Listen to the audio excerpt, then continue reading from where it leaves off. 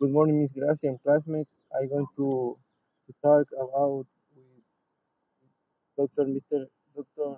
Den Bergh, and I'm going to start some questions about my topic that is permaculture. How did permaculture emerge? Uh, Basically, it's not really a new idea. It's basically going back to systems that have been in use for many systems that have been in use for a long time. Uh, but it's necessary to go back to more sustainable methods of agriculture because what we have devised as very efficient, very productive, uh, very profitable has often turned out to be non-sustainable. And permaculture basically is a movement back to sustainable means of agriculture by which you are not losing the soil, you're not eroding the soil, by which you're making use of water resources that are available and not depleting aquifers and not growing crops that simply have no business growing in an environment to which they're not adapted. Okay.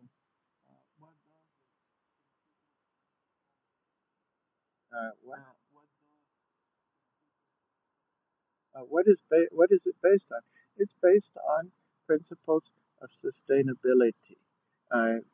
Rather than planting crops and having the soil be degraded or poorer quality after you've grown the crops, the idea is to keep the quality of the soil and not to deplete the resources in the process of making land productive.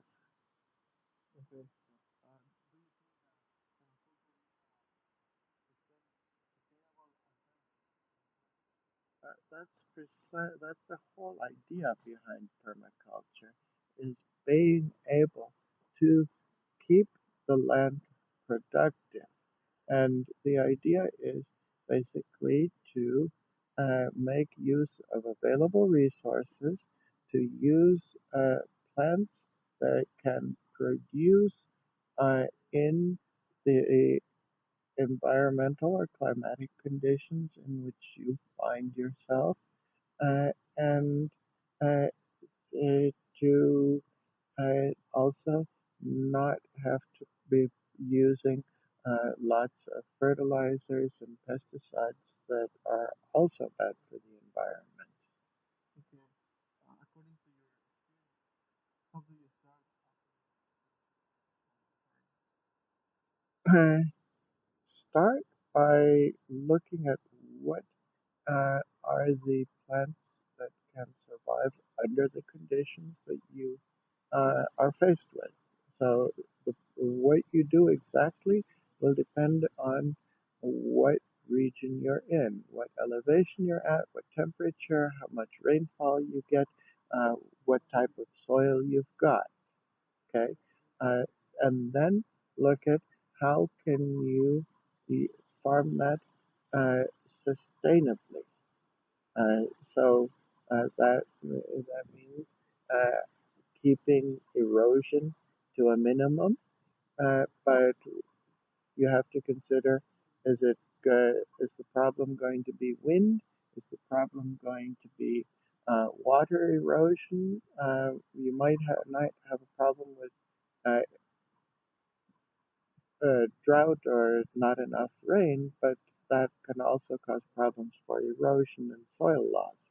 So you have to take into consideration the starting point, consider where you're at.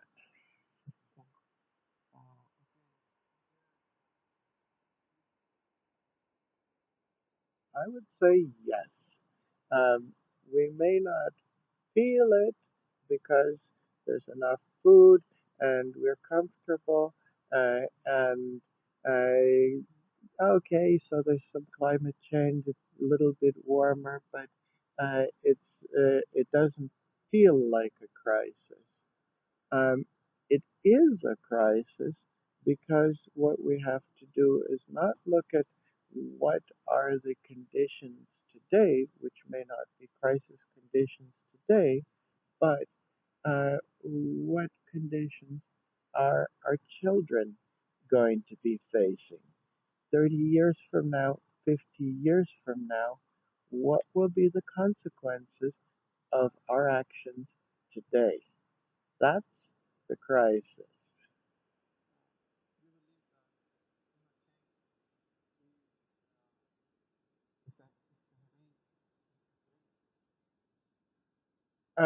No, no. The climate change, what they're predicting, I think is accurate.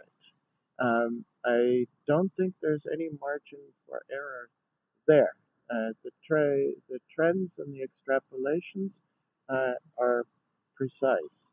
Uh, some of the uh, scenarios are probably exaggerated. I think there will be more adaptation than we currently give credit to, but the actual predicted amount of change is correct.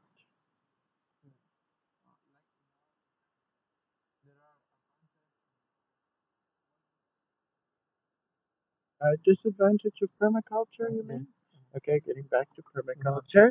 Um, basically, uh, the uh, it's not going to generate as much short-term profit.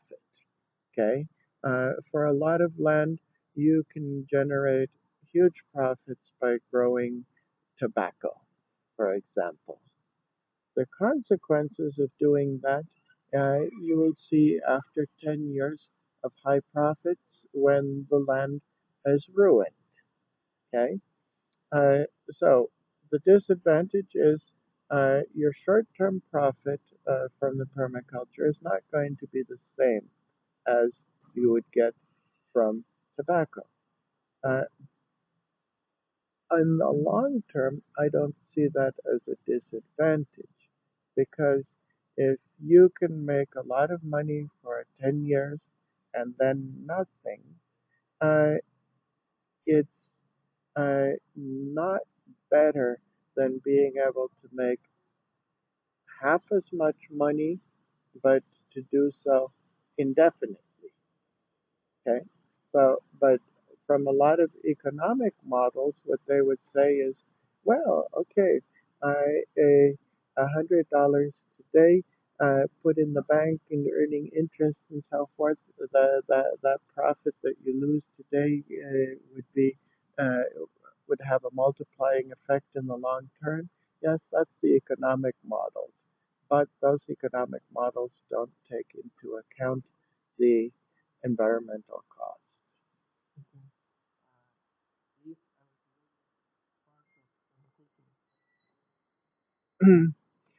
Permaculture and agroecological approaches are basically totally compatible and and really not really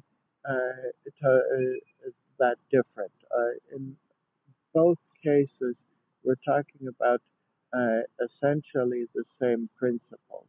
The agroecology focuses more on the non-use of pesticides, chemicals, uh, but the dominant principles are the same.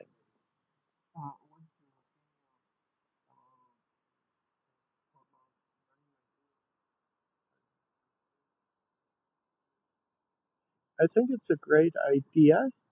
Um, I don't think all the students realize exactly at this point. The main problem is that they are not seeing the long term productivity that will be realized. The problem is that we're just starting with it, and it's going to take 3 or 4 or 5 years for to recover the soil because we were not given Zamorano's best, most fertile land. that's all being used for conventional agriculture. We were given the land that they couldn't find any other use for, the garbage land, where they could not practice conventional agriculture. Okay, you guys go ahead and use that. Okay, and see what you can do with it. Well, we're doing that, and uh, that's not a bad thing because basically the idea is we can show that land that conventional agriculture cannot use can be productive. We probably will never make it as productive as the best lands that are available, but certainly more productive than having the land abandoned and doing nothing.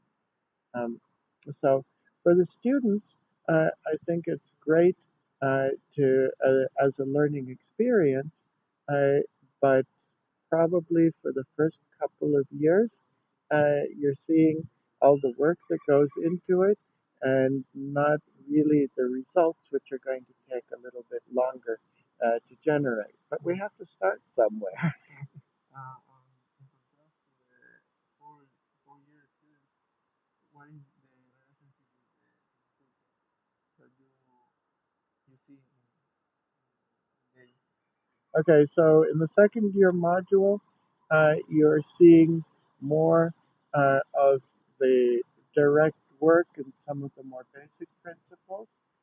With the fourth year students, we're trying to teach it at a somewhat higher level and with more involvement of the literature and models and visiting different farms and so forth than we can do with the second year students. The problem with the second year students, too many.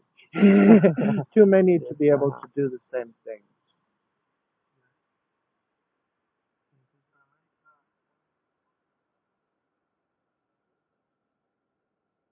Honestly, I don't know the answer. I don't know the extent to which it's practiced systematically in the Central American countries at this point. how was your study? Um, I quite enjoyed it and continue to do so. But um, I didn't do it because I was reading about it in a book and this is the right thing to do and these are the techniques. Simply started doing what made what made sense. Um, the I think a lot of small farmers do the same thing.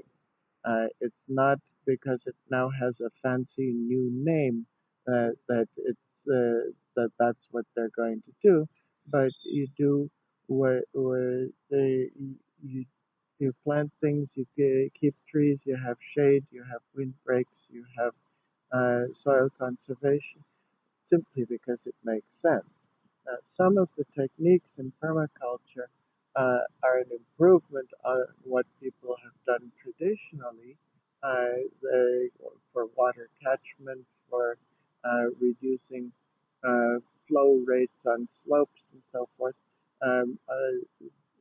There are improvements there, but a lot, like I said, a lot of the principles are already there, and a lot of farmers are engaging in such practices without applying the term to it.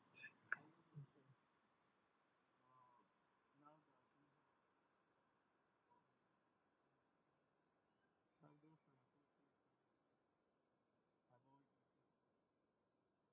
permaculture avoid Permaculture really doesn't have an effect, is not going to have an immediate effect on climate change.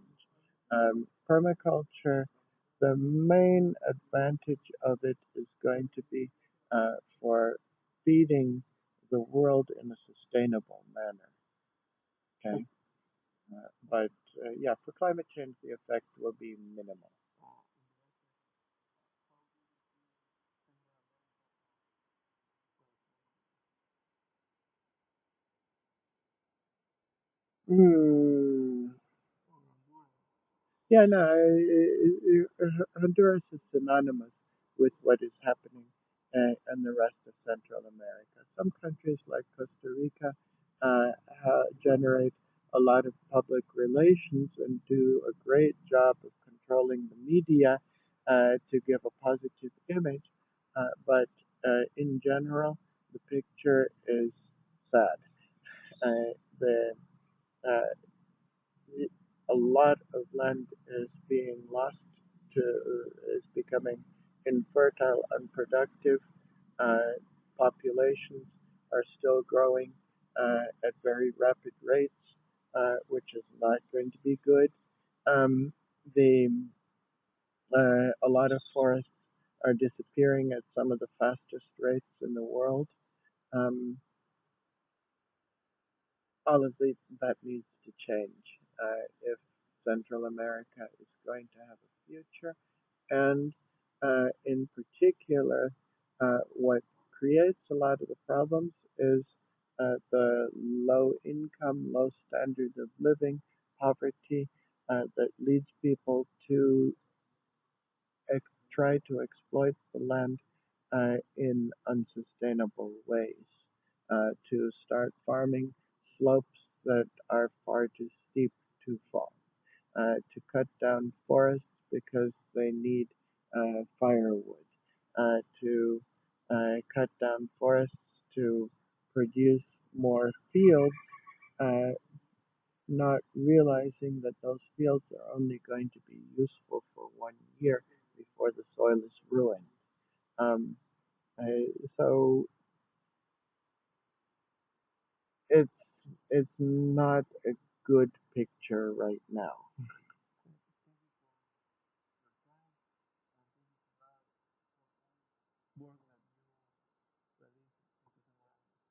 Thank you. Thank you so much. It's a pleasure.